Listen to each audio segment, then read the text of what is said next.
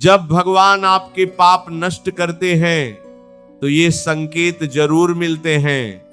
आज ये सच जान लो कि जब ईश्वर आपके जीवन से अंधेरे को मिटाकर प्रकाश भरने वाले होते हैं तो वो आपकी आत्मा की शुद्धि की प्रक्रिया शुरू कर देते हैं।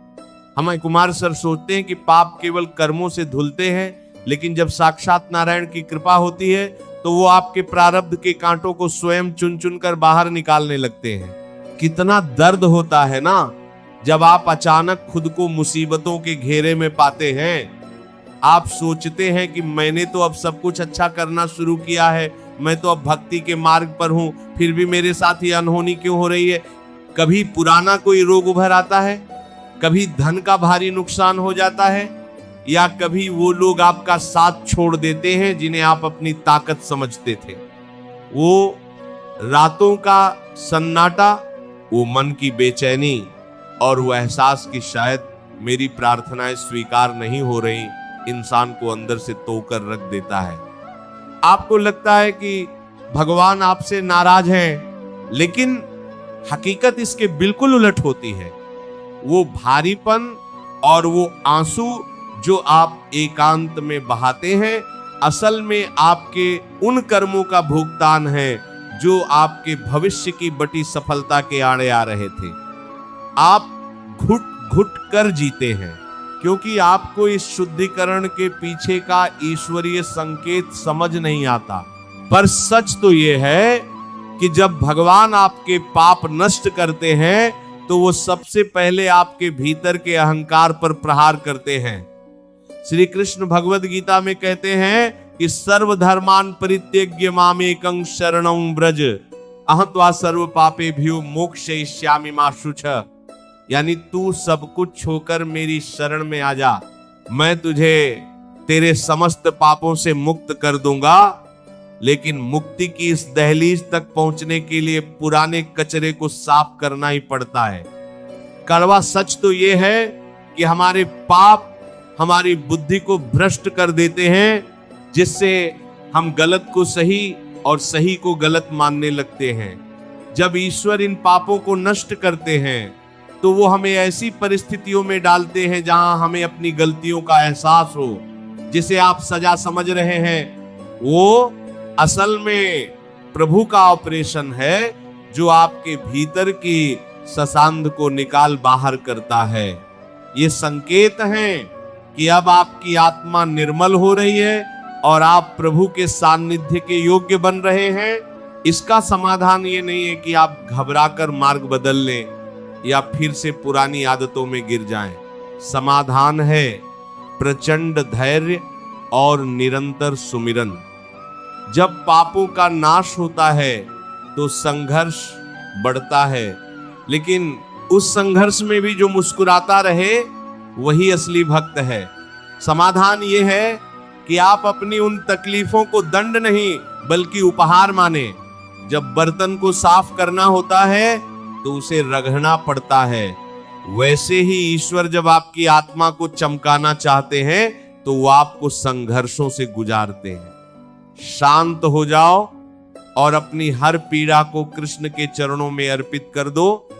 ये मान लो कि जो कट रहा है वो मेरा बुरा प्रारब्ध है और जो अब आएगा वो प्रभु की असीम कृपा होगी। अपनी नियत साफ रखो और कभी भी किसी का बुरा मत चाहो। पापों के नाश और ईश्वरीय कृपा के इस अद्भुत विधान को समझने के लिए हमें पुराणों के उस महान प्रसंग की ओर चलना होगा जहां एक अत्यंत पापी व्यक्ति के पाप नष्ट होने के संकेत उसे तब मिले जब उसकी मृत्यु निकट थी। यह कथा है श्रीमद् भागवत पुराण के आजामिल की। आजामिल एक विद्वान ब्राह्मण था, लेकिन कुसंगति के कारण उसने अधर्म का रास्ता चुन लिया। उसने अपने जीवन में हर वह पाप किया जिससे मानवता शर्मसार हो। चोरी, झूठ, अपनों का परित्याग, उसका पूरा जीवन पापों की एक काली किताब बन चुका था। लेकिन जब अजामिल का अंत समय आया तो उसे कुछ विशेष संकेत मिले। उसे यमराज के भयानक दूत दिखाई दिए जो उसे नरक ले जाने आए थे। उस भय के क्षण में अजामिल के भीतर का पुराना संस्कार जाग उठा और उसने अपने सबसे छोटे पुत्र को पुकारा, जिसका नाम उसने नारायण रखा था। जैसे ही उसके मुख से नारायण शब्द निकला, उसके पिछले जन्मों के सुकृत्य जागृत हो गए। वहां साक्षात विष्णु के पार्षद प्रकट हुए और उन्होंने यमदूतों को रोक दिया। पार्षदों ने कहा कि अनजाने में ही सही, लेकिन इसने उस परम शक्ति का नाम लिया है जो करोड़ों वर्षों के पापों को भस्म कर सकती है। अजामिल के पाप नष्ट होने का सबसे बड़ा संकेत था उसकी आंखों से निकलने वाले प्रायश्चित के आंसू और उसके मन में उपजी वैराग्य की भावना। उसे कुछ समय और मिला और उसने अपना बाकी का जीवन प्रभु की भक्ति में लगाकर मुक्ति प्राप्त की। यह कहानी हमें सिखाती है कि जब पाप नष्ट होते हैं तो हृदय कोमल हो जाता है और परमात्मा का नाम आपकी सांसों में अपने आप बसने लगता है। पहला संकेत जो भगवान देते हैं वह है प्रायश्चित की भावना। यदि आपको अपनी पुरानी गलतियों को सोचकर गहरा दुख होता है और आपके मन में ये तड़प उठती है कि मैंने ऐसा क्यों किया, तो समझो आपके पाप नष्ट हो रहे हैं। ये दुख कोई बीमारी नहीं, बल्कि आपकी आत्मा का स्नान है। जब हृदय पिघलने लगे और आंखों से बिना वजह आंसू बहने लगे, तो समझ लेना कि कृष्ण स्वयं आपके हृदय को साफ कर रहे हैं। दूसरा संकेत है बुरी संगति का अचानक छूटना। जब आपके पाप कम होने लगते हैं तो वो लोग जो आपको गलत राह पर ले जाते थे या आपके अहंकार को बढ़ाते थे, वे अपने आप आपसे दूर हो जाते हैं। कभी कभी इसमें विवाद भी होता है, लेकिन ये ईश्वर का तरीका है आपको उस दलदल से बाहर निकालने का। अगर आज आप अकेले हैं और आपके पास कम लोग हैं, तो ये संकेत है कि प्रभु अब आपको केवल सत्य के करीब रख रहे हैं। तीसरा संकेत है निंदा और अपमान को सहने की शक्ति। जब पाप नष्ट होते हैं तो समाज आपको नीचा दिखाने की कोशिश कर सकता है, लेकिन अगर आप उस अपमान में भी शांत रहते हैं और पलटकर वार नहीं करते, तो समझो आपके कर्मों का हिसाब बड़ी तेजी से चुकता हो रहा है। श्री कृष्ण कहते हैं कि तितिक्षस्व भारत सहन करना सीखो। जो अपमान को अमृत समझकर पी लेता है, उसके पापों का घड़ा खाली हो जाता है और पुण्य की नदी बहने लगती है। चौथा संकेत है ब्रह्म मुहूर्त में जागने की रुचि। यदि आपकी नींद सुबह 3 से 5 के बीच अपने आप खुलने लगी है और जागते ही आपके मन में क्रोध के बजाय शांति या प्रार्थना के विचार आते हैं, तो ये साक्षात संकेत है कि आपका सूक्ष्म शरीर शुद्ध हो रहा है। पुराणों के अनुसार पापियों को ब्रह्म मुहूर्त में शांति नहीं मिलती। यदि आपको उस समय शांति का अनुभव हो रहा है, तो समझो विधाता ने आपके जीवन की नई पटकथा लिख दी है। पांचवा और सबसे महत्वपूर्ण संकेत जीव मात्र के प्रति करुणा। जब आपके पापों का नाश होता है तो आपकी नजरों से भेदभाव खत्म हो जाता है। आपको एक छोटे से चींटी में भी वही परमात्मा नजर आने लगता है।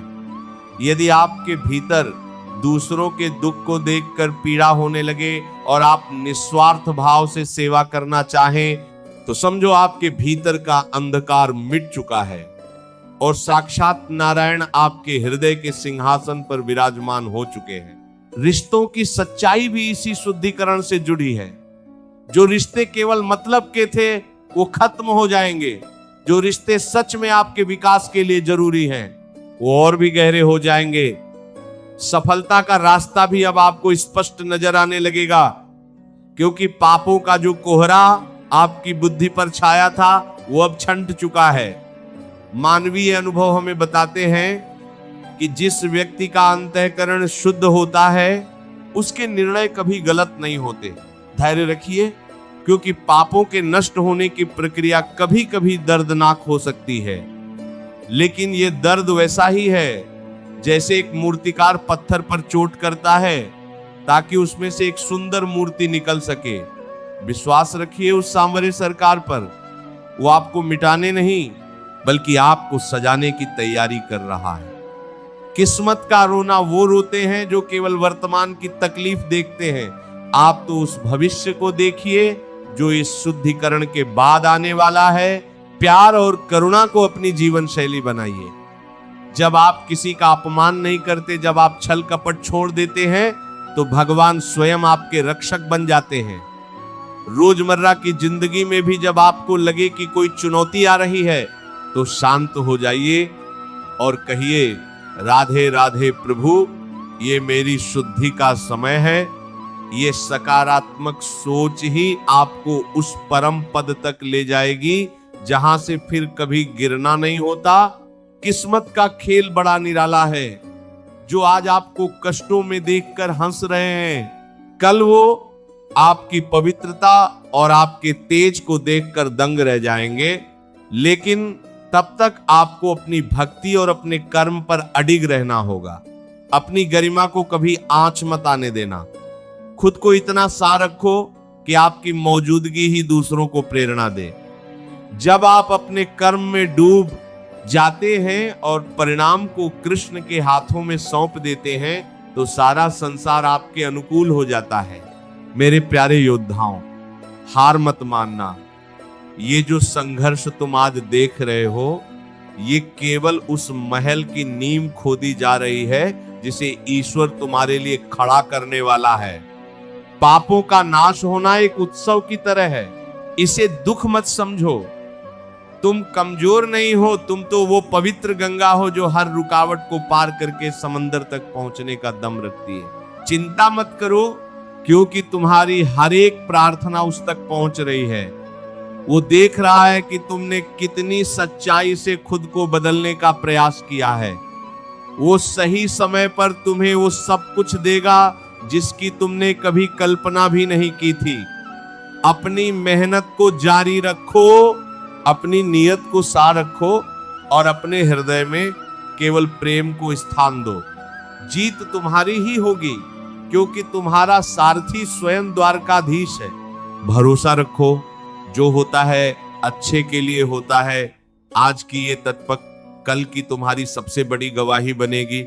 अपनी कहानी को खुद लिखो, आंसुओं से नहीं, बल्कि अपने अडिग विश्वास और अपने निरंतर पुरुषार्थ से। तुम अब वो साधारण इंसान नहीं रहे, अब तुम उस दिव्य प्रकाश के वाहक बन चुके हो जिसके स्पर्श से दूसरों के भी पाप नष्ट होंगे। अगर आज के इस संदेश ने आपकी सोई हुई हिम्मत को फिर से जगा दिया है, अगर आपको लगा है कि वाकई आपके जीवन की मुश्किलें केवल आपके पापों का अंत और एक नई शुरुआत का संकेत है, तो इस दिव्य शक्ति को अपने भीतर महसूस करो। तुम अकेले नहीं हो। तुम्हारे हर संघर्ष और हर मौन प्रार्थना के साक्षी साक्षात नारायण हैं। विश्वास रखो, तुम्हारा आने वाला कल तुम्हारी कल्पना से कहीं ज्यादा भव्य, पवित्र और शांतिपूर्ण होगा। बस खुद पर से और उस बनाने वाले पर से यकीन मत खोना। जिसने तुम्हें ये जीवन दिया है, वो तुम्हारी जीत का मार्ग प्रशस्त करने के लिए पहले से ही तैयार खड़ा है। अपनी उस आंतरिक शक्ति को पहचानो और एक नई उम्मीद के साथ अपने लक्ष्य की ओर बढ़ चलो। अगर आपको आज की इस वीडियो से हिम्मत मिली है और आप भी मानते हैं कि शुद्धिकरण ही जीवन की सबसे बड़ी जीत है, तो इस सकारात्मक ऊर्जा को अपने तक ही सीमित न रखें। न जाने कितने भाई बहन आज अपने ही कर्मों के बोझ तले दबे होंगे, जिन्हें शायद आपके एक छोटे से प्रयास की, एक साझा किए गए संदेश की सख्त जरूरत हो। अपनी भावनाओं को साझा करने के लिए और खुद से ये वादा करने के लिए कि अब मैं केवल सत्य के मार्ग पर चलूंगा, कमेंट में राधे राधे जरूर लिखें। आपके एक एक कमेंट से हमें यह प्रेरणा मिलती है कि हम इस सत्य, साहस और भक्ति के मार्ग पर साथ साथ चलते रहें। चैनल को सब्सक्राइब करें, इस वीडियो को लाइक करें और उन सभी तक पहुंचाएं जिन्हें आज अपने जीवन को फिर से संवारने की जरूरत है। कमेंट में राधे राधे लिखें, सब्सक्राइब करें और अंत में राधे राधे। जय श्री कृष्ण।